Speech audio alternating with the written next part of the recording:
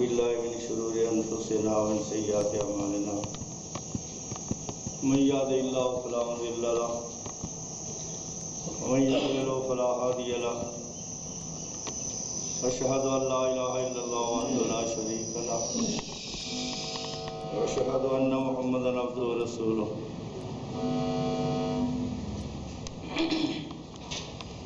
أعوذ بالله من الشيطان الرجيم بسم الله الرحمن الرحيم قالوا لن نؤمن لك حتى ترقى في السماء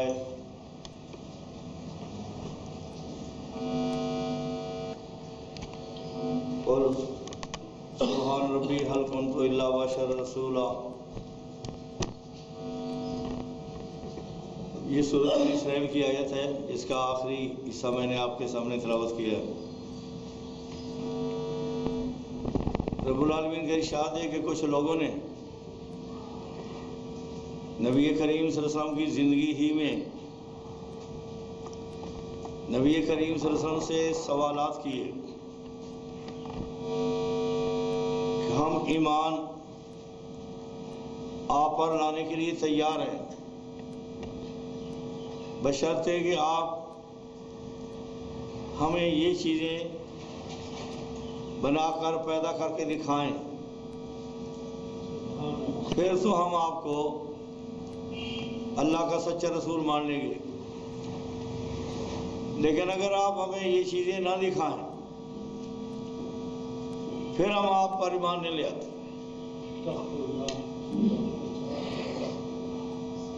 پہلی بات یہ تھی کہ اس پتھریلی زمین سے حکم کرو اور ایک چشمہ جاری ہو جائے.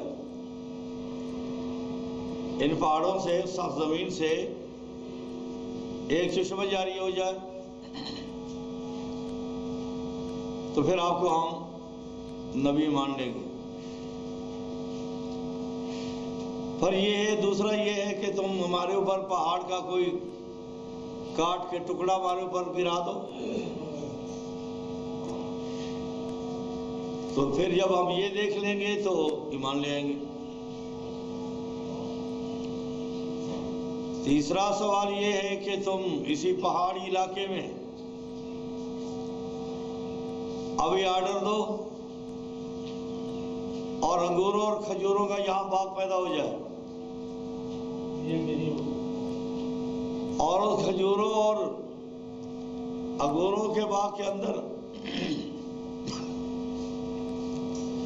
ایک بہنے والا چشمہ جاری ہو جائے.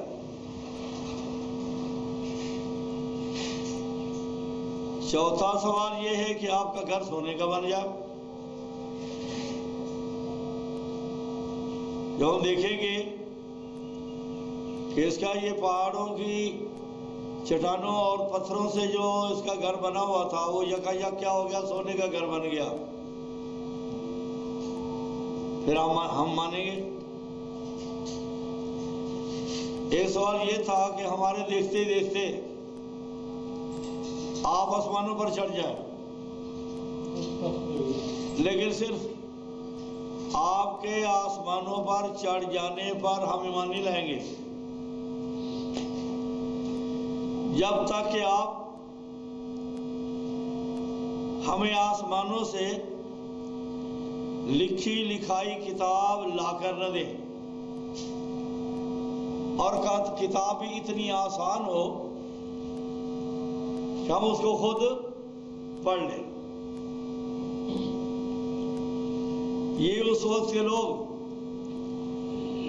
نبی کریم صلی اللہ علیہ وسلم سے تقریباً 7 قسم کے سوال ہیں جو وہ کر رہے ہیں. اگر تم ہمارے یہ سوال پورے کر دیتے ہو پھر تو ہم آپ کو اللہ کا سچا رسول مان لیتے ہیں اور اگر آپ سے یہ سوال پورے نہیں ہوتے تو پھر آپ اللہ کا رسول نہیں ہیں اور ہم آپ کو اللہ کا رسول نہیں مانتے.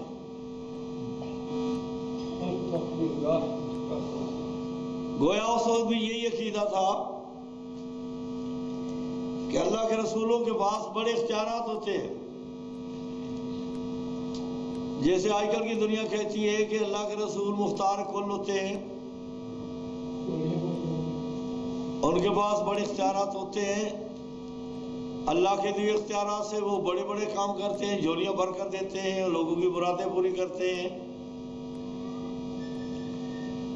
ساری زمین اور آسمان پر ان کی حکومت ہوتی ہے۔ اس وقت بھی ان آیات سے معلوم ہوتا ہے کہ لوگوں کا یہی نظریہ تھا، اس لیے انہوں نے اپنے اللہ کے بھیجے ہوئے نبی سے انہوں نے یہی سوال کیے کہ اگر آپ ہماری یہ باتیں پوری کر دیتے ہیں تو آپ واقعی سچے رسول ہیں۔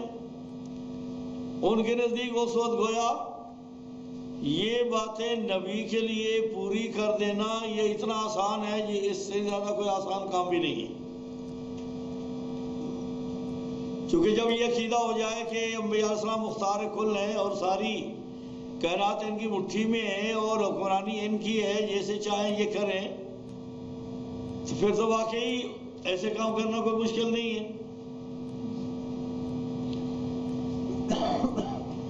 لیکن یہ سارے کام جو انہوں نے اللہ کے رسول صلی اللہ علیہ وسلم سے جن کاموں کے مطالبے کیے ہیں، یہ سارے کام اللہ کے کرنے کے ہیں، یہ اللہ کے رسولوں کے کرنے کے نہیں ہیں، یہ سارے کام اللہ کے کرنے کے ہیں۔ اللہ کے رسول تو کوئی کام بھی نہیں کر سکتے، اللہ نے ان کو کسی دنیا میں ما فوق الاسباب کام کرنے کی کوئی طاقت ہی نہیں بخشی، حتیٰ کہ یہ معجزہ جو اللہ رب العزت اپنے نبی کریم صلی اللہ علیہ وسلم یا انبیاء صلی اللہ علیہ وسلم کے ہاتھوں پر جو ظاہر کرتے ہیں، یہ بھی انبیاء علیہ السلام کے قبضے کنٹرول میں نہیں ہے۔ ما کان لرسول ان یاتی بآیۃ الا باذن اللہ، کسی رسول کے اختیار میں یہ نہیں ہے کہ وہ کوئی معجزہ، نشانی، خارق عادت، خلاف عادت کوئی دکھائیں، یہ کسی رسول کے اختیار میں نہیں ہے۔ اللہ کے رسول کے ہاتھ پر تب جا کر کوئی معجزہ یا نشانی ظاہر ہوگا جب اللہ اس کی اجازت دیں گے، اللہ رب العزت اس کے ہاتھ پہ دکھائیں گے تو وہ معجزہ ظاہر ہوگا، ورنہ تو وہ معجزہ اللہ کے رسول کے ہاتھ پر ظاہر نہیں ہو سکتا۔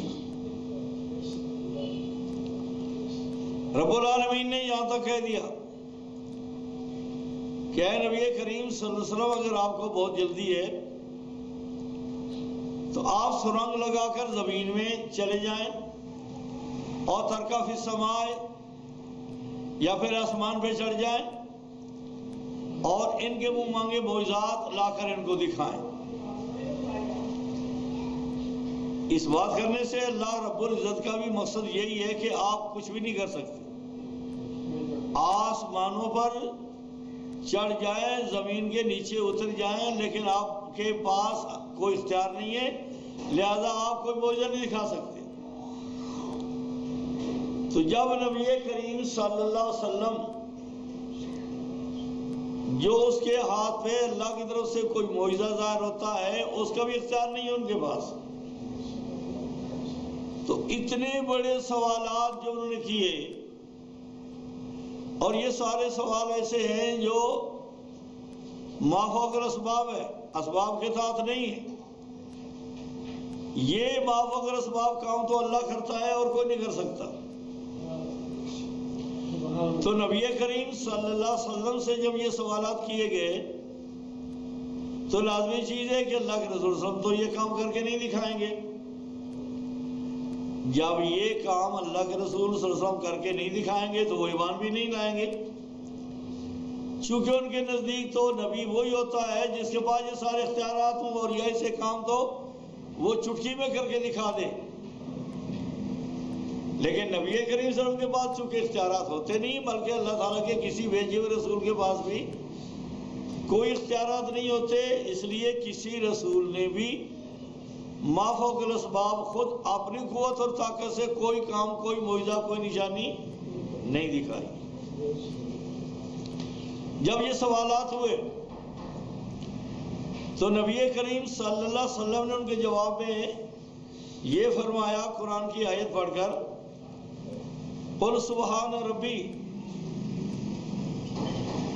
فرما دیجئے پیارے نبی کریم صلی اللہ علیہ وسلم کہ میرا رب پاک ہے۔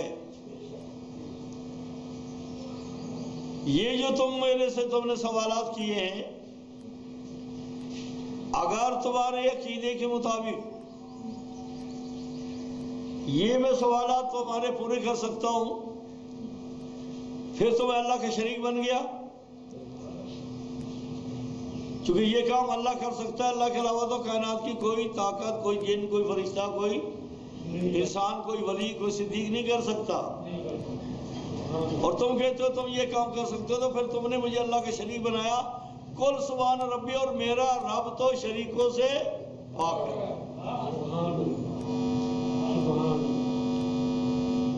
اس بڑی کائنات میں میرے رب کا کوئی بھی شریک نہیں ہے۔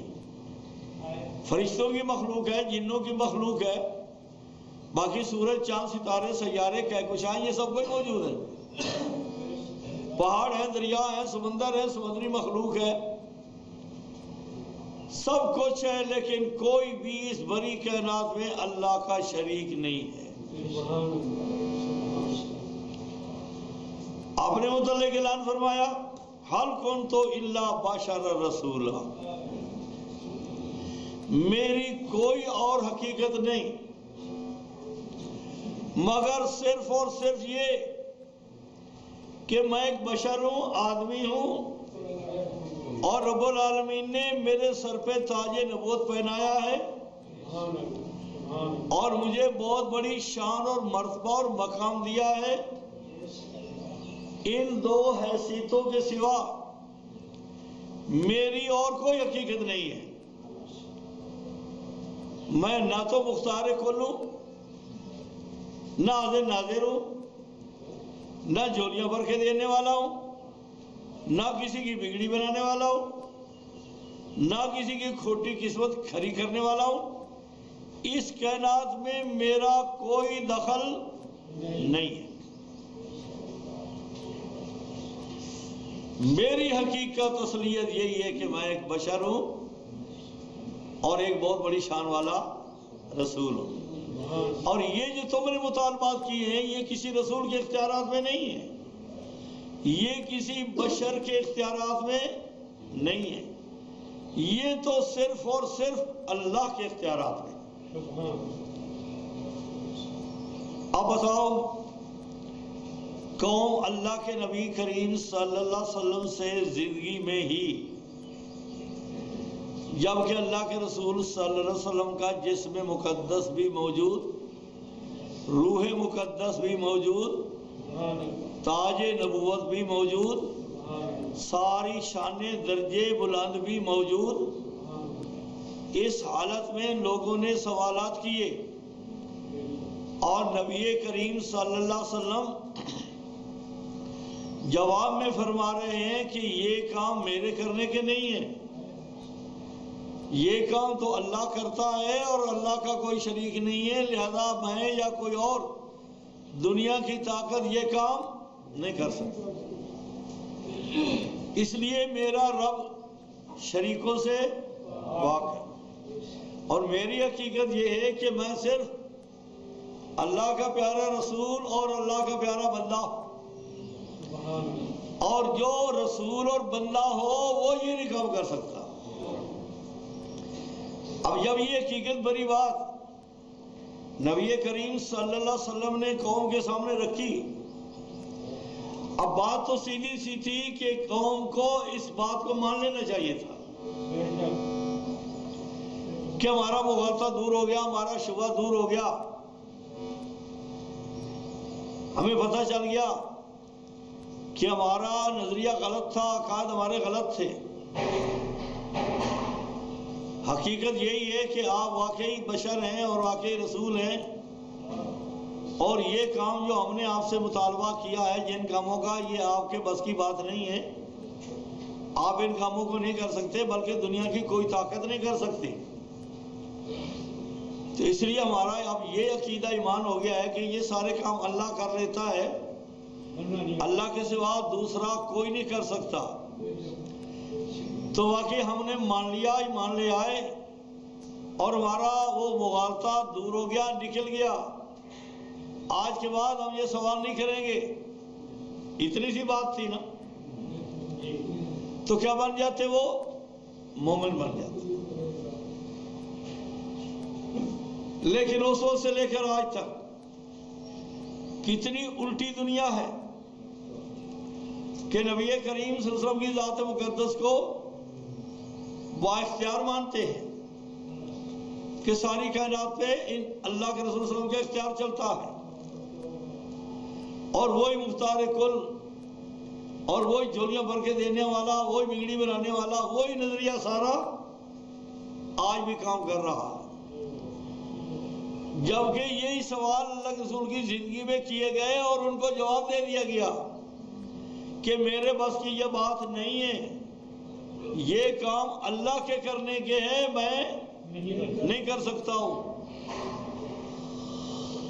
لیکن اس کے باوجود بھی دنیا الٹی سمجھ کہ پھر بھی یہی عقیدہ ہے انبیاء السلام کے متعلق، اولیاء اللہ کے متعلق، صدیقین شہداء کے متعلق، اور عام ملنگوں کے متعلق، مجذوبوں کے متعلق۔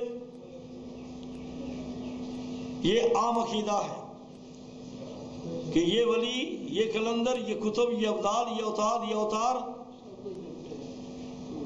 اور یہ ملنگ اور یہ مجذوب، سارے اختیارات ان کے پاس ہیں، یہ جو چاہیں کر لیتے ہیں۔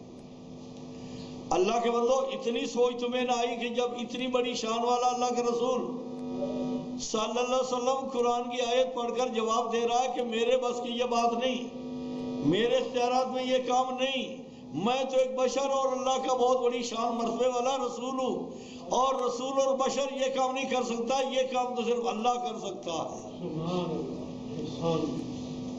اس کے باوجود بھی دنیا نہیں مانی، اور دنیا وہی الفاظ دہرا رہی کہ نہیں نہیں، یہ تو کرنی بھرنی والے ہوتے ہیں، یہ تو کھوٹی قسمت کھڑی کر دیتے ہیں۔ اب بتاؤ یارو، کہنے کو تو ساری دنیا کہتی ہے کہ ہم اللہ کی کتاب پر ایمان رکھتے ہیں، لیکن جب ماننے کا موقع آتا ہے تو پھر اللہ کی کتاب کچھ کہتی ہے اور یہ لوگ وہ مانتے نہیں ہیں۔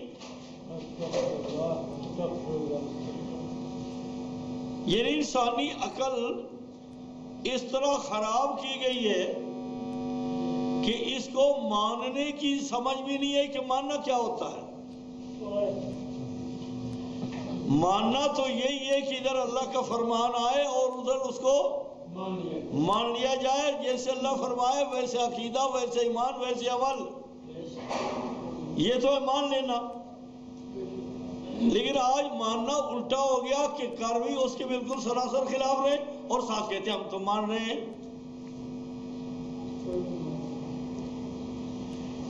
اس آیت کے ساتھ ساتھ اللہ کے نبی کریم صلی اللہ علیہ وسلم کو اللہ نے یہ آیت بھی نازل کر کے فرمایا کہ تم اپنی قوم اور امت کے سامنے یہ آیت پڑھ کر بھی سنا دو، لا املک لکم ضرا ولا رشدا،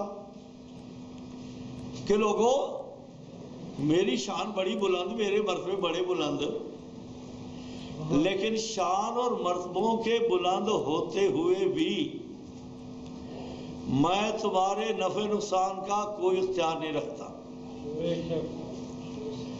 اب جب قرآن کی اتنی واضح آیت جس کا معنی مفہوم بھی بالکل صاف اور واضح،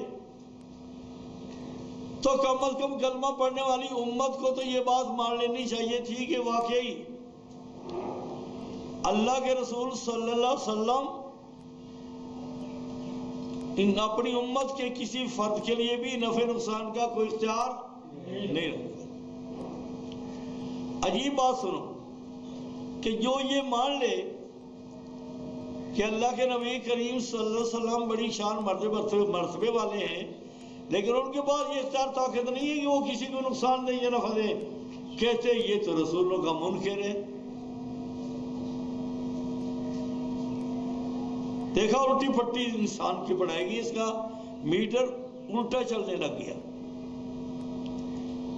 بھئی اللہ کے رسول نے قرآن کی آیت پڑھ کر جب اپنے متعلق ارشاد فرمایا، اور قرآن اللہ کی کلام ہے، تو اللہ نے بھی یہی فرمایا، قرآن نے بھی یہی کہا، نبی کے سامنے بھی آیت پڑھ کر لوگوں کو یہی سمجھایا کہ میں بڑی شان مرتبے والا رسول ضرور ہوں، لیکن میرے اختیار میں تمہارے نفع نقصان کی کوئی طاقت نہیں ہے۔ تو اس کو مان لینا رسولوں کو مان لینا ہے، لیکن الٹا ہو گیا کہ جو اس کو مان لے وہ رسولوں کا منکر ہے، وہ ولیوں کا منکر ہے، وہ صدیقوں کا منکر ہے، وہ شہیدوں کا منکر ہے۔ اور جو یہ نہ مانے اور قرآن کے خلاف، اللہ کی کلام کے خلاف یہ کہے کہ یہ کرنی بھرنی والے ہیں، یہ مصیبتیں دور کرتے ہیں، یہ تکلیفیں دور کرتے ہیں، یہ بگڑی بناتے ہیں، یہ جو چاہے سو کرتے، کہتے ہیں ہاں ہاں یہ ولیوں کو ماننے والا ہے، یہ انبیاء کے ماننے والا ہے، یہ صدیق ان کے تو بھائی یہ کیسے ماننے والا ہے؟ یہ تو منکر ہے۔ ولیوں کا ماننا تو یہ ہے کہ یہ اللہ کے بڑے پیارے ہیں، نیک بندے ہیں، متقی ہیں، پرہیزگار ہیں، یہ اللہ کی نافرمانیوں سے بچ گئے ہیں، اور تابعداری میں یہ ماشاءاللہ اللہ کے منظور نظر ہیں، اللہ کے بڑے پیارے ہیں۔ اور ہم بھی ایسے ہی ان کے نقش قدم پر چل کر برے کام چھوڑ دیں اور نیک کام کرنے لگ جائیں تاکہ ہم بھی اللہ کے ولی بن جائیں۔ تو یہ نہیں، الٹا یہ کہ ولی جب ہے تو اس کو سجدے کرو، اس سے مرادیں مانگو، اس کو نفع نقصان کا مالک سمجھو، اور اس کی دہائی دیو، اس کے نام کے نعرے لگاؤ، اس کے نام کی منتیں مانو، اس کے نام کی نظر و نیاز دو، اس کو مشکل کشا اتنا داتا تسکی سمجھو۔ اگر کوئی ولی کو یوں مان لیتا ہے تو ان کے نزدیک یہ ہے مان لینا، ولیوں کو، نبیوں کو، صدیقوں کو، شہیدوں کو مان لینا۔ حالانکہ یہ مان لینا نہیں ہے، یہ ولیوں، نبیوں، صدیقوں، شہیدوں کا انکار ہے، یہ قرآن کا انکار ہے، یہ صدیقوں شہیدوں کے مرتبے کا انکار ہے۔ لیکن جو انکار تھا اس کا نام ماننا بنا لیا، اور جو ماننا تھا اس کا نام انکار بنا لیا۔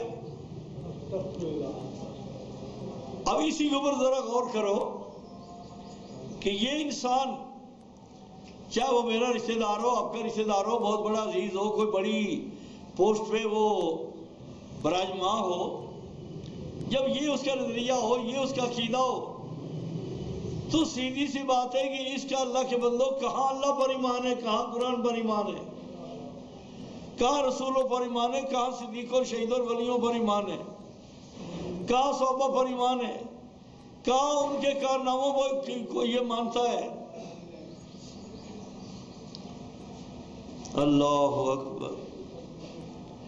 تمہاری تاریخ میں آتا ہے، حدیثوں میں آتا ہے، مفسرین لکھا کہ مکے والوں نے نبی کریم صلی اللہ علیہ وسلم سے سوشل بائیکاٹ کر دی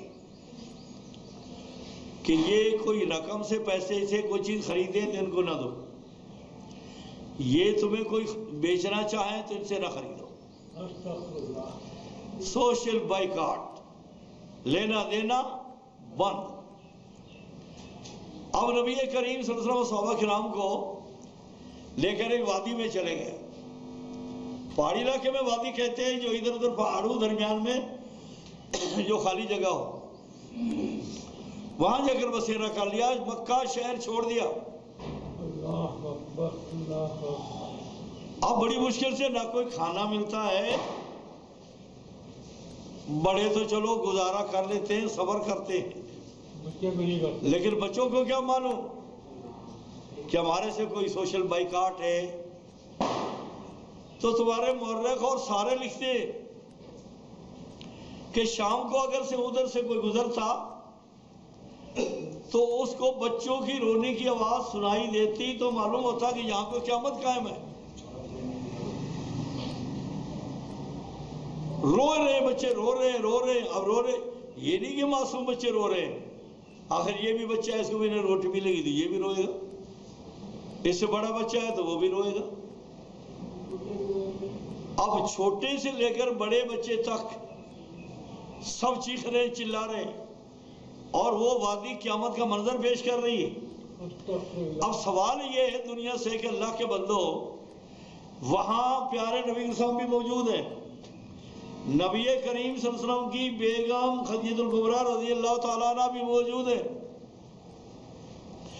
اصحابہ موجود ہیں، اصحابہ کی بیگمات موجود ہیں، ان کے بچے موجود ہیں، بچیاں 10 سال 12 سال 8 سال 7 سال 6 سال 2 سال 1 سال کی وہ بھی موجود ہیں. ان سے بڑھ کر کائنات میں کوئی اور بھی دنیا میں ولی ہو سکتا ہے؟ ان سے بڑھ کر بھی کسی اور کی شان زیادہ ہو سکتی ہے؟ ان اصحابہ کی بیویوں کے مقابلے میں کوئی دنیا کی اور بیوی بھی زیادہ فضیلت اور شان والی ہو سکتی ہے؟ نبی کریم صلی اللہ علیہ وسلم کی ذات مقدس موجود ہے وہاں، ان کی بیگم خدیجہ الکبریٰ رضی اللہ تعالی عنہا بھی وہاں موجود ہے. اس سے بڑھ کر بھی کوئی خاتون اور بڑی شان والی ہو سکتی ہے؟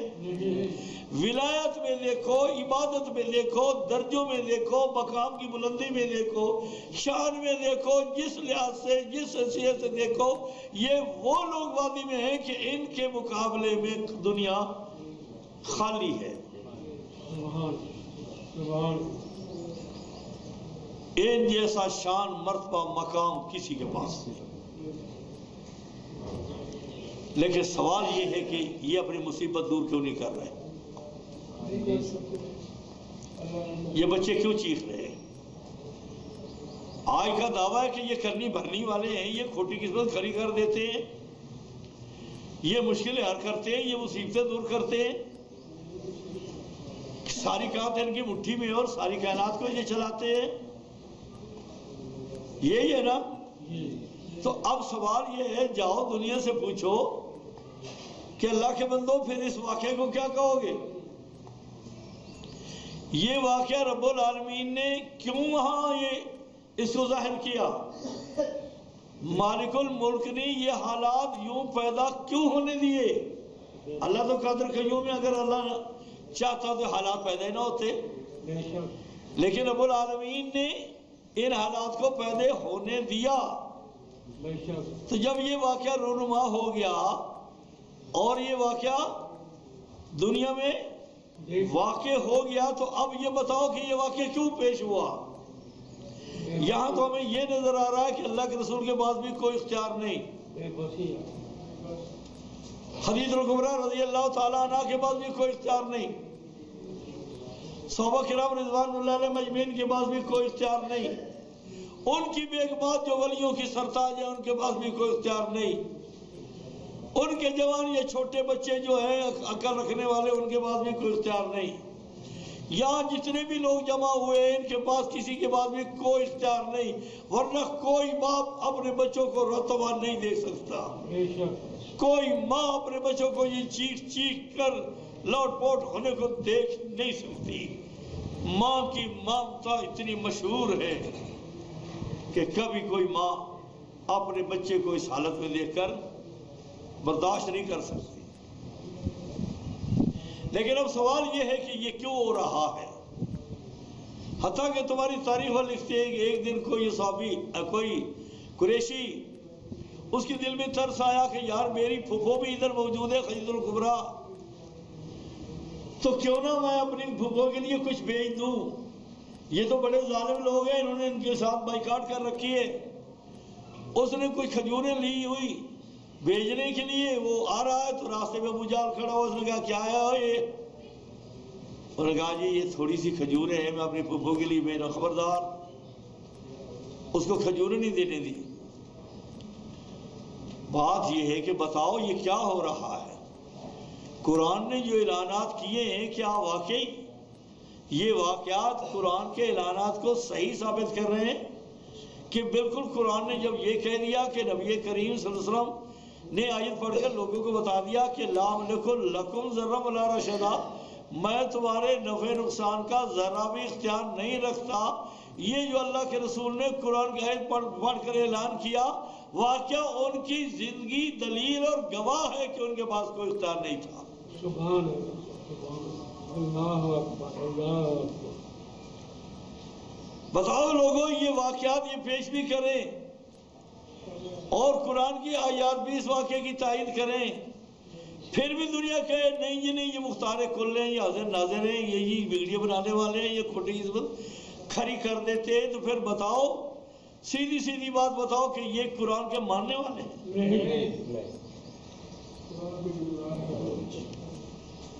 یہ نبی کریم صلی اللہ علیہ وسلم کی رسالت کو ماننے والے ہیں؟ اچھا پھر اور ایک بات ایک اور زاویے سے دیکھو کہ اللہ کے رسول کو یہاں کتنی تکلیف ہو رہی ہے، بہت، اور یہ بتاؤ مجھے یہ تکلیف کیوں ہو رہی ہے؟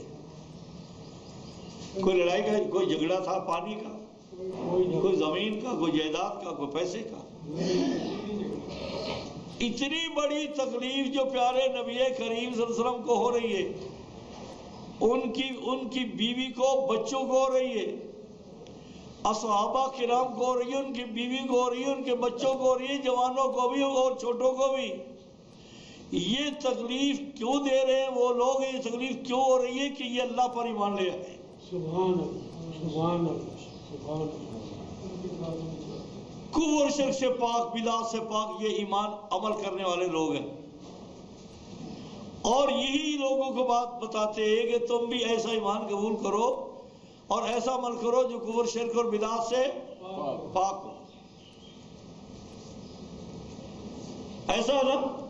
جی، ان کی پاداش میں ان کو اس بائیکاٹ کر کے اس حالت تک پہنچایا۔ اب بتاؤ اس دین کو دنیا میں راج کرنے کے لیے نبی کے ساتھ کو کتنی تکلیف اٹھانی پڑ رہی ہے؟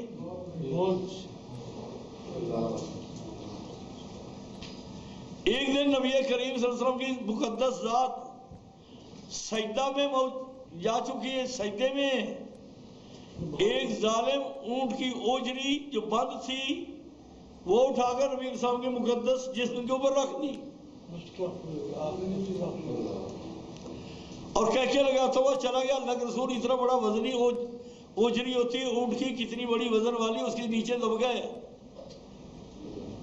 اتفاق سے کہیں فاطمہ وہاں آ نکلی رضی اللہ تعالیٰ عنہ، انہوں نے دیکھا تو چیخی چلائی، اور اتنے میں ابوبکر صدیق رضی اللہ تعالیٰ عنہ بھی آ گیا اور کھینچ کر اس کو نیچے اتارا۔ یہ تکلیفیں نبی صلی اللہ علیہ وسلم کو کیوں دی جا رہی ہیں اس دین کے پیچھے؟ ایک دن نبی کریم صلی اللہ علیہ وسلم پہاڑ کے نیچے تشریف فرمایا تو اوپر سے کوئی آواز آئی، اوپر دیکھا تو معلوم ہوا کہ اوپر کوئی چڑھ کر ایک بہت بڑی بھاری بھرکم پڑی نبی صلی اللہ علیہ وسلم کے اوپر گرا رہا ہے تاکہ یہاں بیٹھے بیٹھے یہ ختم ہو جائے۔ یہ دشمنی نبی کریم صلی اللہ علیہ وسلم کے ساتھ کیوں ہو رہی ہے؟ اللہ کے دین کے لیے۔ اور پھر نبی کریم صلی اللہ علیہ وسلم کے خلاف ایک بڑا منصوبہ تیار ہوا، ایک بہت بڑی میٹنگ ہوئی، اس میں ساری تجویزیں آئیں، لیکن آخرکار تجویز یہ قائم اور اسی میں فیصلہ ہوا کہ قتل کر دو اس کو۔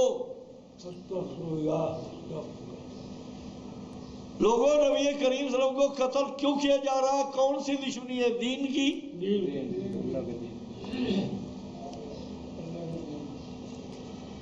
حتیٰ کہ رب العالمین نے فرمایا کہ چلو آپ ذرا تشریف لے جائیں، مکہ چھوڑ دیں، مدینے چلے جائیں۔ یہ مکہ اپنے آباء اور اجداد کا گھر چھوڑ کر نبی کریم صلی اللہ علیہ وسلم یہ مدینے کیوں گئے؟ دین کی خاطر گئے. اتنی تکلیفیں جو نبی کریم صلی اللہ علیہ وسلم برداشت کر رہے ہیں، کس کے لیے؟ دین کے لیے. طائف کے سرداروں کے پاس گئے، ان کو جا کر تبلیغ کی، انہوں نے انکار کر دیا. دل میں خیال آیا کہ اب اس عوام کو بازار میں جو بیٹھے ان کو بھی تو دعوت دے دیں.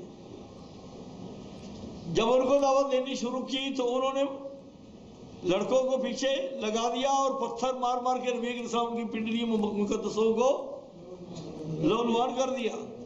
یہ تکلیف کیوں اٹھائی؟ درد کے مارے جب نبی کریم صلی اللہ علیہ وسلم بیٹھ جاتے ہیں تو وہ بغلوں میں ہاتھ دے کر کھڑا کر دیتے ہیں. آخرکار شہر سے باہر نکال کے تب جب تملیہ واپس گئے تو اللہ کے رسول صلی اللہ علیہ وسلم آگے جا کر ایک باغ تھا، اس نے جا کر تھوڑا سا آرام کیا. یہ اتنی تکلیف جو نبی کریم صلی اللہ علیہ وسلم کو دی جا رہی ہے، کس کے پیچھے؟ پھر آپ کو پتا ہے کہ مکے والے اصحابہ کو نکال مار کیا گیا، بچے کہیں رل گئے، بیویاں کہیں رہ گئی، اور اصحابہ کرام ملک چھوڑ کر دوسرے ملک میں چلے گئے. یہ معمولی تکلیف ہے؟ یہ تکلیفیں کیوں آئیں ان کو؟ اللہ کے دین کے لیے. حبشہ میں موجود ہے.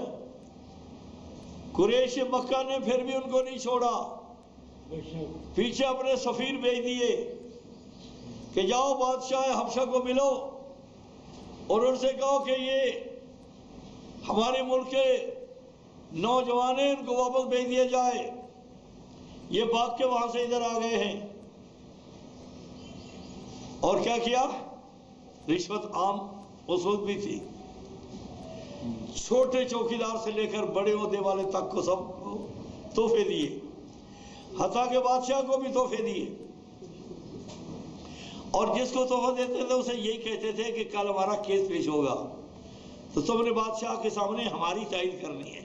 یہ ٹھیک کہہ رہے ہیں جی، یہ ٹھیک کہہ رہے ہیں جی، ان کو واپس بھیج دیا جائے جی، ان کو واپس بھیج دیا جائے جی. کیسا منصوبہ بندی ہو رہی ہے. ان کو بلایا گیا، سامنے آ گئے. جعفر طیار سے رضی اللہ تعالیٰ عنہ نے صحابہ کے نام چن لیا کہ آپ بھی بات کریں گے. پوچھا حبشی نے، سب کو بتا دیا کہ ہمارے نبی صاحب ہمیں یہ دین بتاتے ہیں. سب کو سن کر کہتے ہیں یہی تو دین حق ہے. جو آپ بتا رہے ہیں آپ کو یہ دین بتاتے ہیں تو دین حق تو یہی ہے. قریشی سے کہا کہ چلے جاؤ، میں ان کو تمہارے حوالے نہیں کر سکتا، یہ میرا ملک ان کا گھر ہے، یہ ادھر ہی رہیں گے. اس کے بعد مکے والوں کی سفارت نے سوچا کہ ناکام ہو گئے، کوئی نئے تجویز سوچو. انہوں نے دوسرے دن یہ کیس دائر کر دیا کہ جناب والا یہ تمہارے ایمان عقیدے کے بھی خلاف ہے. تمہارا جو عقیدہ ہے عیسی السلام کے متعلق، ان کا وہ عقیدہ نہیں ہے. تمہارے عقائد اور اسلام اور دین اور تمہارے نظریے کے بھی یہ مخالف لوگ ہیں، تاکہ اس کو اپنا درد آئے تو ان کو نکالے.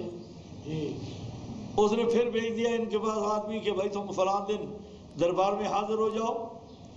اب صحابہ کرام نے مشورہ کیا کہ بھائی اب کیا کریں. واہ، ایمان تھا کوئی عجیب ہی. کہا بھائی ہم جب آ رہے تھے تو سورت مریم اتری تھی اور یہ پڑھ کے ہم ادھر آ گئے تھے، اور سورت مریم میں اللہ تعالیٰ کے کرم و فضل سے عیسی السلام کی حقیقت بیان ہوئی ہے. ہم کیوں نہ وہ سورت مریم پڑھ کر سنا تھا. سب نے کہا بالکل ٹھیک، بالکل. پھر کسی نے کہا کہ وہ بھائی اس کے تو مذہب کے خلاف جب یہ سورت جائے گی تو وہ تو آپ کو نکال دے گا اپنے ملک سے. یہ مصائب کیوں برداشت کریں؟ سب کیا کہا جواب میں؟ کہا جو قوم اپنا مادری پدری ملک چھوڑ سکتے ہیں کیا وہ حبشے کا ملک نہیں چھوڑ سکتے؟ جس دین کے لیے ہم نے اپنا بابے دادے والا ملک چھوڑ دیا، اسی دین کے لیے کیا ہم حبشے کا یہ ہمارا ملک نہیں غیر کا ملک ہے یہ نہیں چھوڑ سکتے؟ اس کی پرواہ نہ کرو کہ ہمیں ملک چھوڑنا پڑے گا یا کیا ہوگا، تم بات سیدھی کرو۔ دوسرے دن بلائی ہوئی دربار میں گئے اور یہ سورۃ مریم پڑھنی شروع کر دی۔ سبحان وَاذْكُرْ فِي الْكِتَابِ مریم، اللہ کی کتاب میں مریم کا واقعہ سنو، یہاں سے شروع کی اور آخر تک، جہاں تک وہ رکوع ختم ہوتا ہے وہاں تک پڑھ دی۔ آخر اللہ کی کلام تھی۔ سبحان سبحان حبشی کی آنکھوں سے آنسو جاری ہو گئے۔ اللہ اکبر اللہ اکبر۔ جب اس نے سورت کی آخری آیت پڑھ کر ختم کی، نیچے ہاتھ کر کے ایک تنکا اٹھا کر سارے درباریوں سے کہتا ہے اس آدمی نے جو سورت میں عیسیٰ علیہ السلام کی حقیقت بیان کی ہے، شان بیان کی ہے، بالکل 100% صحیح ہے، اس تنکے جتنی بھی اس میں کمی بیشی نہیں۔ اللہ اکبر اللہ اکبر۔ رو بھی رہا ہے اور یہ بھی کہہ رہا ہے سبحان اللہ۔ آخرکار پھر کہا نکل جاؤ میرے ملک سے، قریشیوں یہ اٹھاؤ اپنے تحفے اور میرے ملک سے نکل جاؤ، اللہ اکبر۔ یہ ان کا ملک ہے۔ یہ تکلیفیں انہوں نے برداشت کیوں کی؟ یہ ساری تکلیفیں برداشت کر کے انہوں نے پوری زمین پر اسلام کو پھیلایا۔ سبحان اللہ۔ مکے کی سرزمین سے اسلام باہر نکلا، عجم میں آیا، اتوار افریقہ تک اسلام پہنچ گیا۔ یہ ان کی محنت کی وجہ سے تمہارے تک اسلام پہنچا۔ اور کون سا اسلام پہنچایا؟ قبروں کو گرا دو، بتوں کو مٹا دو، تعویذات کو توڑ دو، اونٹوں کے گلے میں کوئی چمڑی کی ٹکڑیاں یا کچھ اور ہے نظر بد سے بچنے کے لیے تو یہ توڑ کر پھینک دو۔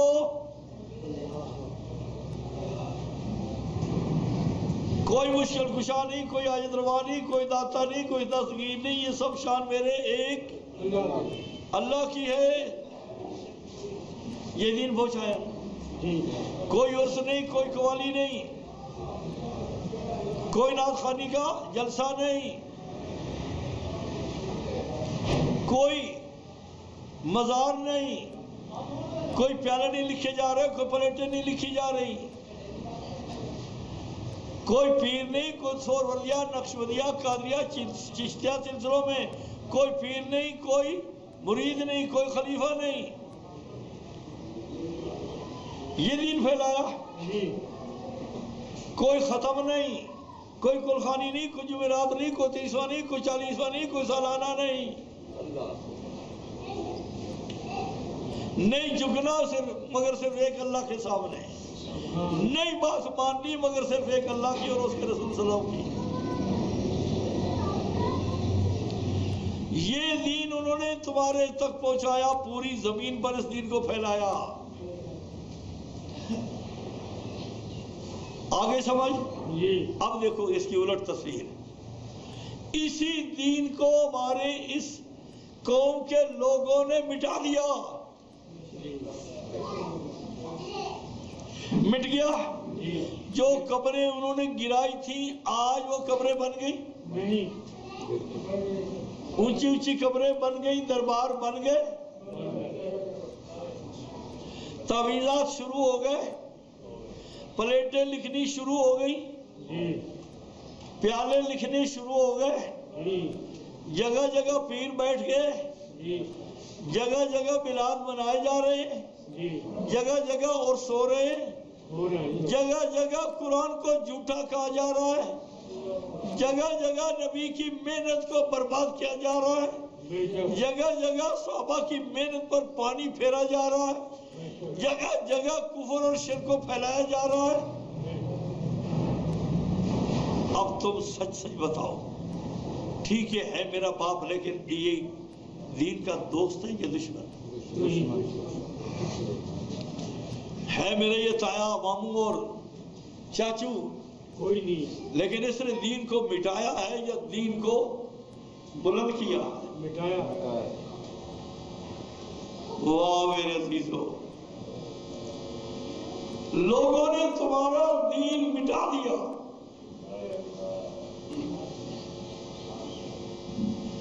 اللہ کے رسول صلی اللہ علیہ وسلم نے زخم کھا کھا کر جی لولوان ہو کر جو دین دنیا کو پیش کیا تھا، آج وہ مٹ گیا۔ آج وہ دین نہیں، صحابہ کرام نے جو جانیں لڑا کر جس دین کو دنیا میں پیش کیا، وہ آج دین نہیں۔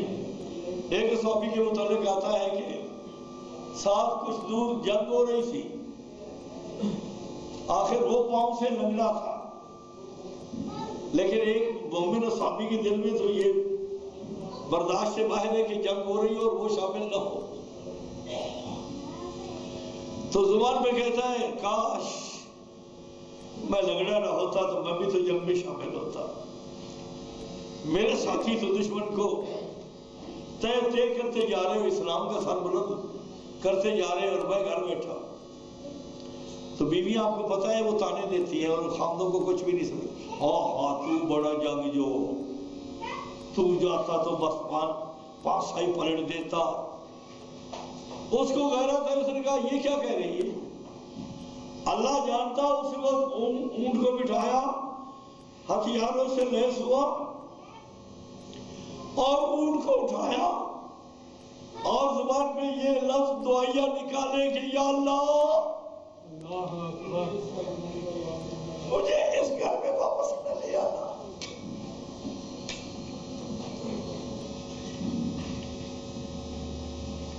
مجھے اس گھر میں واپس نہ لے آنا۔ چنانچہ میدان جنگ میں پہنچ گیا، اونٹ کو باندھا اور ہتھیاروں سے مسلح ہو کر میدان جنگ کی جنگ میں گھس گیا۔ اللہ کو منظور یہی تھا کہ شہید ہو گیا۔ سب شہیدوں کی لاشیں جب لائی گئی، اتنے میں بیوی بھی اس کے پیچھے پہنچ گئی۔ بیوی نے عرض کیا یا رسول اللہ صلی اللہ علیہ وسلم، میرا خاوند آیا ہے، اللہ کو ایسے منظور تھا وہ جنگ میں شہید ہو گیا ہے، ایک مہربانی کیجیے، اس کی لاش اونٹ پر باندھ کے مجھے دے دیجیے، میں اپنے گھر میں جا کر قریب دفن کروں گی۔ نبی کریم صلی اللہ علیہ وسلم صحابہ کے نام کو حکم دیا کہ ایسا ہی کرو بھائی، اس کی خاوند کی لاش کو اٹھاؤ، اونٹ پہ باندھ دیو، اس کو مہارس کے ہاتھ میں دو، یہ ادھر لے جائے گی، ادھر قبرستان ان کے گھر میں قریب ہے، وہی دفن کر دے گی۔ صحابہ کے نام نے لاش کو اونٹ پہ باندھ دیا اور مہارس خاتون کے ہاتھ میں تھما دی اور پیچھے سے اونٹ کو للکارا، لیکن پیچھے اونٹ پیچھے چلنے، آگے چلنے کی بجائے اونٹ پیچھے چلتا تھا۔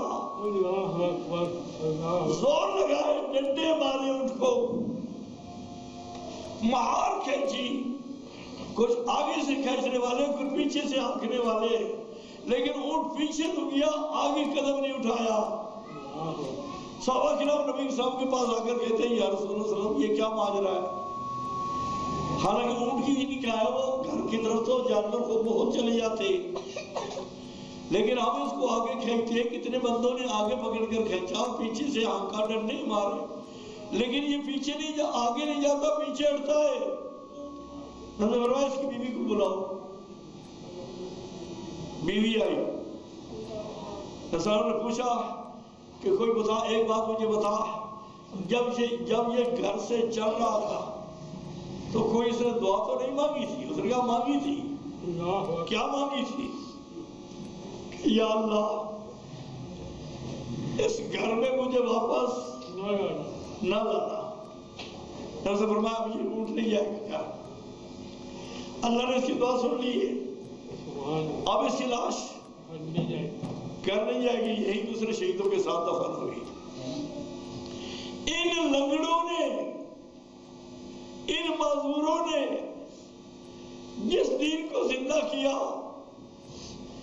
جس دین کو سربلند کرنے کے لیے اپنی لاش کے ٹکڑے ٹکڑے کرائے, اور لوگوں وہ دین تمہارا آج لٹ گیا.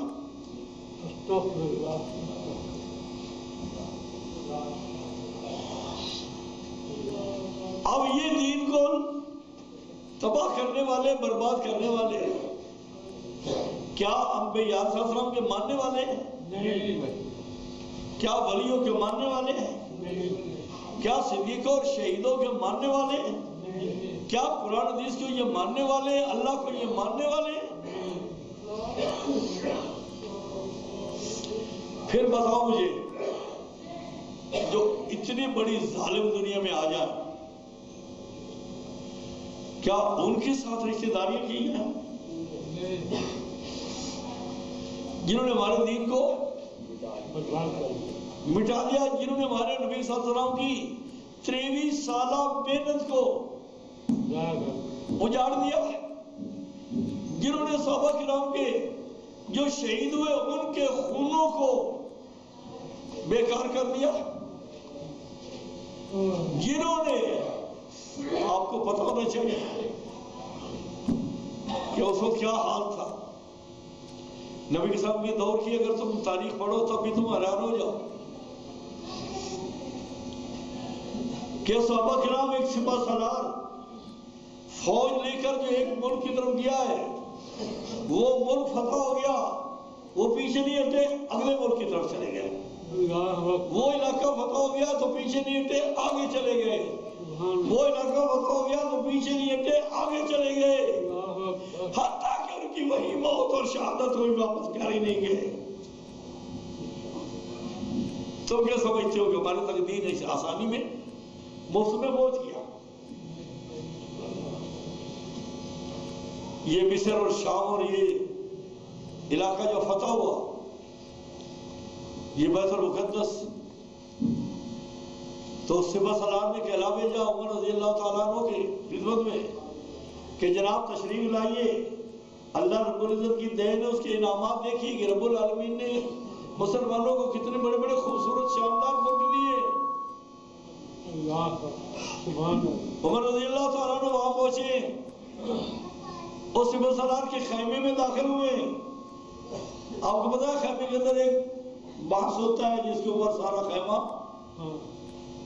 کھڑا ہوتا ہے, درمیان میں ہوتا ہے وہ, اس بانس کے ساتھ کچھ چیز بندھی ہوئی تھی. عمر رضی اللہ تیزی سے گزرے تو وہ چیز بندھی ہوئی عمر رضی اللہ تعالیٰ عنہ پیشانی پہ لگی اور اچھی خاصی سخت معلوم ہوئی. عمر رضی اللہ تعالیٰ عنہ جا کر بیٹھے اور سپہ سالار سے پوچھتے ہیں کہ یہ بانس کے ساتھ کیا باندھا ہوا ہے؟ سن, کہتا ہے یہ تیرے سپہ سالار کی روٹی باندھی ہوئی ہے. یہ کیا بندھا ہوا ہے؟ یہ روٹی باندھی ہوئی ہے. عمر رضی اللہ تعالیٰ عنہ آپ کو پتا بڑے ہوشیار تھے, کہا یا اس کو چھوڑ کے لے آ. چھوڑ کے لے آ تو دیکھا تو وہ سوکھی روٹی تھی.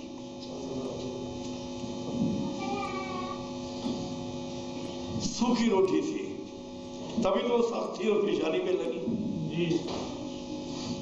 تو عمر رضی اللہ تعالیٰ عنہ نے فرمایا کیا آپ یہ روٹی کھاتے ہیں؟ سپہ سالار ہو کر آپ یہ کھانا کھاتے ہیں؟ تو یہ نہیں کہا کوئی شکوہ کہ آپ امیر المومنین ہیں, ہمارے لیے کوئی انتظام ہی نہیں کرتے. فخر سے کہتا ہے کہ اللہ کا کرم, اس کا فضل, اس کا انعام, انہی سوکھے ٹکڑوں کے کھا کھا کر ہم نے, اللہ نے ہمیں اتنے بڑے بڑے ملک دیے تھے. ان کی محنت ضائع ہو گئی, اور وہ ضائع کرنے والا کون ہے؟ یہی مشرک. ان کی محنت کو ضائع کرنے والا کون ہے؟ یہ مشرک. اب بھی یہ ہمارا دوست، اب بھی یہ مشرک ہمارا برادری، اب بھی اس کے ساتھ ہمارے دل میں یہ آئے کہ اس کے ساتھ دوستی اور برادری رکھنی چاہیے. اگر ایک آدمی ہماری نسل کو مار دے، بیٹے کو مار دیا، دادے کو مار دیا، ان کی بیوی کو مار دیا، اس کے بھائیوں کو مار دیا، پوری نسل مار دی، کیا خیال ہے؟ ان کا کوئی چھوٹا بچہ جب جوان ہو جائے گا، ان کو قوم بتائے گی کہ یہ آدمی جس نے تمہاری نسل مار دی تھی، کیا یہ بیٹا، یہ بچہ اس کے ساتھ محبت رکھے گا، پیار رکھے گا؟ نہیں رکھے گا. یہ اس کی برادری بنائے گا، یہ اس کو شادیوں میں بلائے گا. اللہ کے بندوں، جنہوں نے ہمارے دین کی نسل مار دی اور بدلے کی نسل مر گئی تو کیا ہو گیا؟ کچھ بھی نقصان نہیں ہوا، دنیاوی لحاظ سے تکلیف پہنچی، اور دین کی نسل مار دی، کروڑوں لوگ، اربوں لوگ جہنم میں جا رہے ہیں.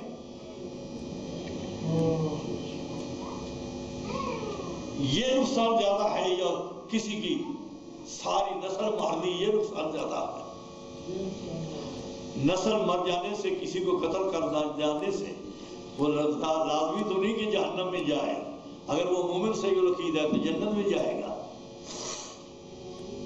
لیکن جنہوں نے دین ختم کر دیا، اور آج اربوں کی تعداد میں انسان موجود ہے دنیا میں، تم خود بتاؤ، کوئی ہندو ہو کر مر رہا ہے، کوئی سکھ ہو کر مر رہا ہے، کوئی عیسائی ہو کر مر رہا ہے، کوئی یہودی ہو کر مر رہا ہے، کوئی کمیونسٹ ہو کر مر رہا ہے، کوئی بدھ کی پوجا کر کے مر رہا ہے، کوئی اسلام کی پوجا کر کے مر رہا ہے، کوئی جناب لکشمن داس کی پوجا کر کے مر رہا ہے، کوئی گرو نانک کی پوجا کر کے مر رہا ہے. ارے دنیا کو اللہ سے ہٹا کر ان کی پوجا پر کس نے لگایا؟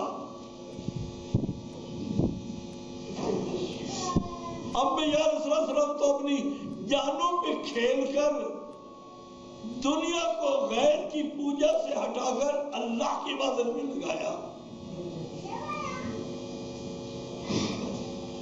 اور انہوں نے اللہ کی عبادت سے ہٹا کر ملک کے سامنے جھکوایا، ننگے کے سامنے جھکوایا، وہ پاگل جو باہر دھوپ پہ پڑا ہوا ہے اس کے سامنے جھکوایا، ہانڈی کے سامنے جھکوایا، ارے پرانا جوتا ہم سے پجوایا. اب بھی یہ اس قابل ہے کہ ان کے ساتھ کوئی ہمدردی کی جائے؟ نہیں. ان کے ساتھ رشتہ داری کی جائے؟ نہیں. ان کے ساتھ محبت و پیار کیا جائے؟ کچھ تو سوچو. اللہ رب العزت کی یہ ساری مخلوق اللہ کی ہے. اللہ کو کیا دشمنی ہے جو بار بار رہتا ہے یا ایھا الذین آمنو؟ کیا ایمان والو، تم تو میرے دوست ہو، میں تمہارا دوست ہوں. تم میرے ساتھ ایمان لائے ہو، تم میری جماعت کے فرد ہو. یہ میرے دشمن اور تمہارے دشمن، ان کے ساتھ دوستی نہ رکھنا. تمہارے یوں کہہ دیا اللہ نے. کیا انہوں نے کوئی نقصان نہیں کیا تھا؟ کیا یہ اللہ کے دشمن نہیں؟ اللہ نے یوں ہی کہہ دیا میرے دشمن. اور یارو، اللہ کی ذات کی کوئی قدر ہے یا نہیں؟ تمہاری برادری کا کوئی بڑا جو ہو سرپنچ، وہ برادری میں اعلان کر دے کہ فلاں بندہ میرا دشمن ہے، میری برادری والوں اس کے قریب نہ جانا، جائیں گے؟ نہیں جائیں گے. واہ میرا اللہ، تیری کتنی بڑی شان، تیری شان کا کوئی کنارہ نہیں، تیری طاقت اور اختیارات کا کوئی کنارہ نہیں. اتنا بڑا بادشاہ، اور تو فرمائے کہ یہ میرا بھی دشمن، تمہارا بھی دشمن، ہر ایک کے ساتھ دوستی رکھ لینا، پر اس مشرک کے ساتھ دوستی نہ رکھنا. کیوں؟ آگے جا کر فرمایا کہ اس کی پوری کوشش ہے کہ تمہیں بھی کافر مشرک بنا دے.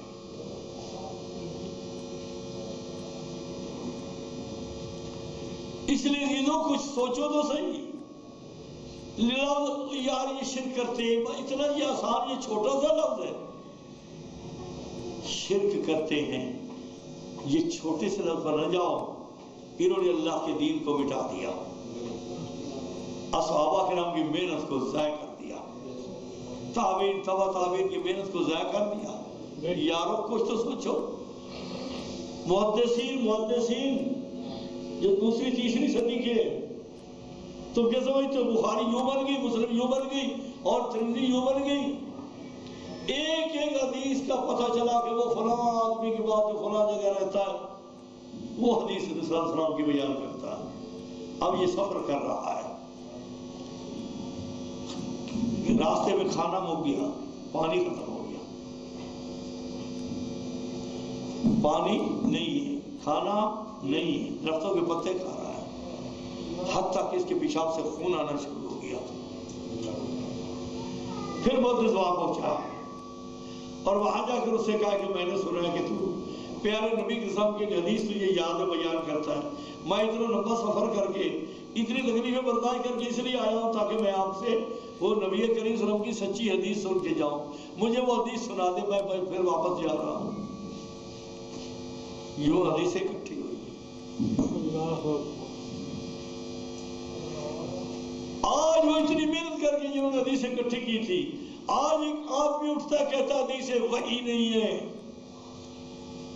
ایک لفظ بولا اور محدثین کی ساری محنت پر پانی پھیر دیا اور ذخیرہ حدیث کو جھوٹ کا پرندہ ثابت کر دیا۔ یہ میرا استدلال ہے، اس کے لیے میرے دل میں ہمدردی ہے۔ جس نے صحابہ کرام اور تابعین تبع تابعین محدثین کی محنت کا یوں ایک یک لخت تباہ برباد کر کے رکھ دیا،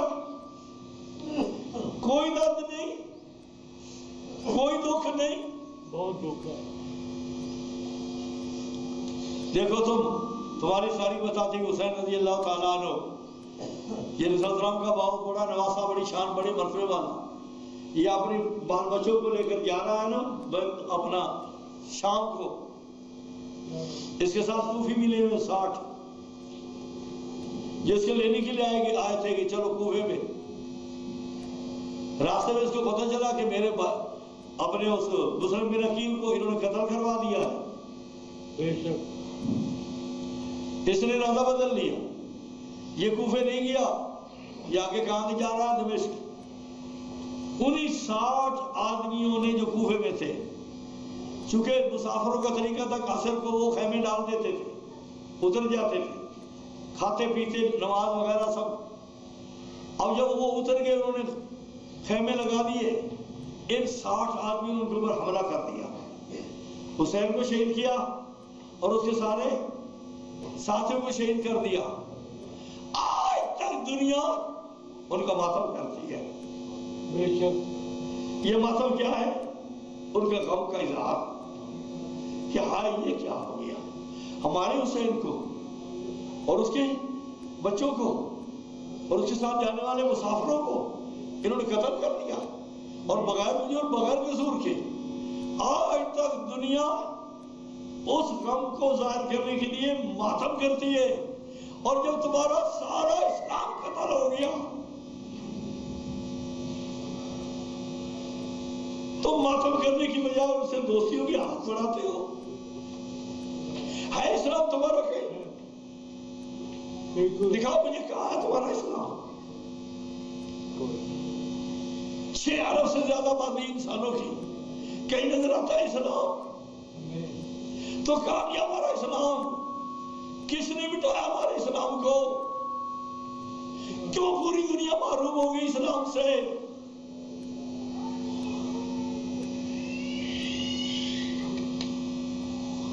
میرے گھر میں ایک رشتہ دار آیا، میں بڑا چیمپئن بن کے اس کو میں تبلیغ کی، اس نے چند جملے میرے سنے اور بڑا بفر کے مجھے کہتا ہے اچھا تو کیا سمجھتا ہے؟ تجھے دین کے علم سمجھے، باقی کسی کو سمجھ نہیں، سن لے۔ جیسا مختار کل ہے، حاضر نظر ہے، مشکل کشا ہے، حاجت روا ہے، داتا ہے، دستگیر ہے، یہ ہمارا ایمان ہے۔ خبردار اس کے خلاف اپنے دین کا چیمپئن ہے۔ ہر فرد اللہ کے دین کو مٹانے پر تن من دھن کی بازی لگائے ہوئے، یہ نہ کہو کہ یہ چھوٹا ہے بڑا، چھوٹا بڑا ٹھیک، لیکن مشن سب کا ایک ہی ہے۔ یہ بس صبر کر جا رہے ہوتے، یہ وکیل جا رہے ہوتے، یہ کوٹھے والے جا رہے ہوتے، یہ جو کلندر میں بسیں بھر کر جا رہے ہیں، یہ کون جا رہے ہیں؟ مرد جا رہے ہیں، عورتیں جا رہی ہیں، جوان جا رہے ہیں، بوڑھے جا رہے ہیں۔ یہ کیا کرنے جا رہے ہیں؟ یہ اللہ کے دین کو مٹانے جا رہے ہیں، کفر شرک کو بڑھانے کے لیے جا رہے ہیں، یہ صحابہ کی شہادتوں کو ضائع کرنے کے لیے جا رہے ہیں، یہ محدثین کی محنت کو تباہ کرنے کے لیے جا رہے ہیں۔ اور کس کے لیے جا رہے ہیں؟ کیوں جا رہے ہیں؟ ان کے ساتھ دوستیاں، ان کے ساتھ محبت، ان کے ساتھ پیار، ان کے ساتھ دل میں ہمدردیاں نہیں۔ اس لیے قرآن کہتا ہے کہ یہ میرے دشمن ہیں، تمہارے دشمن ہیں، ان کے ساتھ دوستیاں، اور یہ میرا انصاف کرتے ہیں۔ انا براء منکم وکفرنا بکم قد بدا بیننا وبینکم العداوۃ والبغضاء۔ تمہارے ہمارے درمیان کیا ہے؟ کھلی دشمنی، آبادہ۔ یہ کیا ہے؟ غلط ہے؟ میرے صاحب غلط ہے؟ اس کا یہ اعلان غلط ہے؟ اس کا ایمان اور دین غلط ہے؟ والذین معہ، جو اس کے ساتھ دوسرے مومن ہیں۔ اللہ سب کی بات کہہ رہا ہے کہ قوم، پوری برادری، پوری امت سے کہہ رہا ہے انا براء منکم، ہمارا تم سے بائیکاٹ ہے، وکفرنا بکم، ہم تمہارے کافر ہیں، بالا بیننا و بینکم العداوۃ، تمہارے ہمارے درمیان کھلی دشمنی، والبغضاء، اور کب تک؟ ابدا، حتی تؤمنوا باللہ وحدہ۔ تو یہ دشمنی تب ختم ہوگی جب تم ہمارے ایک اللہ کی توحید کو مان لو گے۔ اللہ اکبر، سبحان اللہ، سبحان اللہ۔ مشرک کے ساتھ دشمنی رکھنی ہے، یہ ہے ایمان۔ مشرک کے ساتھ دوستی نہیں رکھنی، یہ کیا ہے؟ کفر۔ استغفر اللہ لی ولکم ولسائر المؤمنین ربنا تقبل منا انک انت السمیع العلیم تب علینا انک انت التواب الرحیم۔